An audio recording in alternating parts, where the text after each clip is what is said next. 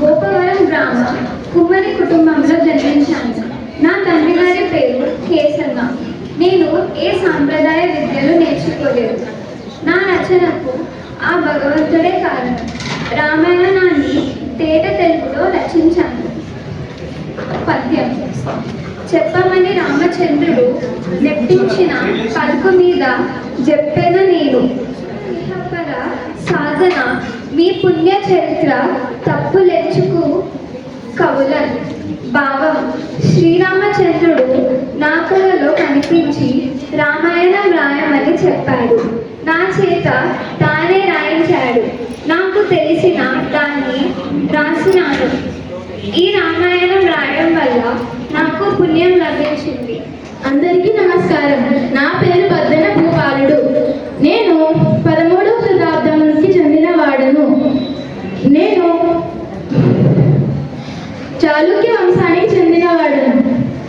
నేను సుమతి శతకాన్ని మరియు నీతి శాస్త్ర ముక్తావళిని రచించాను. నేను ఇప్పుడు 3 పద్యాలను చెప్పబోతున్నాను. ఉపకారికి నపకారం విపరీతము కాదు సేయ వివరింపంగా, నపకారికి నపకారము నపమెన్నక సేయువాడు నేర్పరి సుమతి. ఈ పద్యానికి భావం ఏంటంటే, మనకి సహాయం చేసిన వారికి సహాయం చేయడం గొప్ప కాదు, మనకి అపాయం తలపెట్టిన వారికి సహాయం చేయడమే గొప్ప కార్యం. 2వ పద్యం. చీమలు పెట్టిన పుట్టలు పాములకు ఇరువైనట్లు పామరుడు తగును, హేమంబు కూడా పెట్టిన భూమీసుల పాలు చేరు భూమిలో సుమతి. ఈ పద్యానికి భావం ఏంటంటే, చీమలు కష్టపడి కట్టిన పుట్టల్లో పాములు నివసిస్తాయి. అలాగే ఒక అమాయకుడు తన బంగారాన్ని భూమిలో దాచిపెట్టినప్పుడు అది రాజుల పాలు అవుతుంది. 3వ పద్యం. ఎప్పుడు సంపద కలిగిన నప్పుడు బంధువులు వత్తురది ఎట్లన్నన్, దెప్పలుగా చెరువు నిండిన గప్పలు 10,000 చేరు గదరా సుమతి.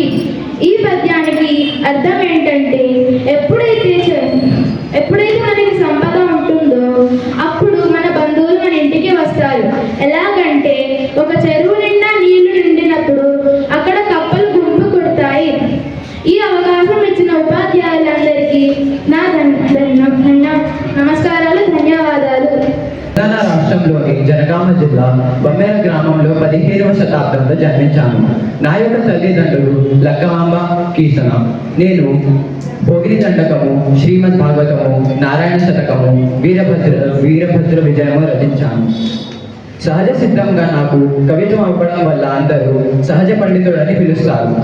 తెలుగు నుడికారంతో శబ్దాలంకార ప్రయోగంతో ఆకర్షణీయంగా రాయడం నా ప్రత్యేకత. నేను భాగవతంలో రాసిన ఒక పద్యం.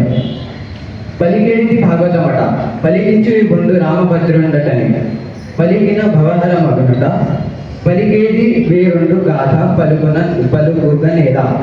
భావం. పలికేది పరమ పవిత్రమైన భాగవతం, పలికించే ప్రభువు కరుణా సముద్రుడైన రామభద్రుడు. పలికినందువల్ల భవబంధాలు పరిహారం అవుతాయి.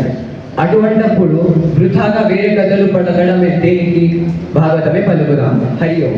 అందరికీ శుభోదయం. నేను మీ ఎర్రన్న. నేను 13వ శతాబ్దానికి చెందిన వాడిని. నేను మీకు ఈరోజు ఒక పద్యం చెప్పబోతున్నాను. పాపములకైన ఎల్ల మిక్కులు పాదకములు, సుగ్రే క్రోధ లోభములలో శుభ్రతాత్మ, ఈ 2 జయించిన వాడు గాని ఎదురు పరమ ధార్మికుడు ఎన్నబడడు. భావము. కోపము ఇక పిసినారితనము అనేవి ఒక గొప్ప పాపములు. ఈ 2 జయించిన వాడు గాని ధార్మికుడు. ధన్యవాదాలు. కలిపిన తీయని కమ్మని తోడు పెరుగు తెలుగు, చెక్కని పదముల సొబగుల నడుకల హింసవయల వెలుగు, నన్నయ తిక్కల ఎర్రల పితికిన ఆవు పాద పొదుగు, అడుగుల తల్లికి సుమధుర శైలికి పుట్టి నిన్ను తెలుగు, చక్కెర కలిపిన తీయని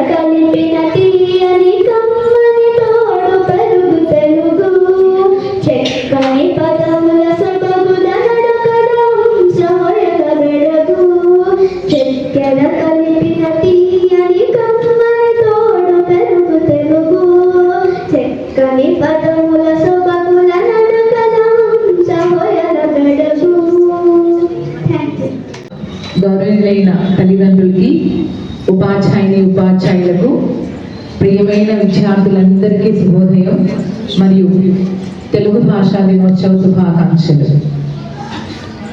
మనకిప్పుడే లక్ష్మీశ్రీ ఎంతో తీయగా పాట పాడింది కదా. తీగా ఉందా పాట? ఆస్వాదించారు మీరు పాటని? లేదా అర్థం కాలేదు కదా? మనకి మంచి మ్యూజిక్ తోటి అర్థం కాని పదాలతో ఉన్న పాటలంటేనే ఇష్టం. అదే ప్రస్తుతం ఈ ప్రస్తుతం ఒక తరం ఫేస్ చేస్తున్న ప్రాబ్లం అది. పదాల అర్థం తెలుసుకోకుండా మ్యూజిక్ బాగుంటే మనం డాన్స్ ఆడేస్తాం, పాట పాడేస్తాం. అది అర్థం చేసుకోవాల్సిన పని లేదు.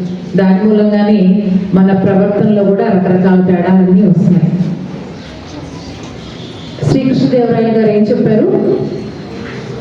తెలుగు భాషలందు, దేశ భాషలందు తెలుగు లెస్స.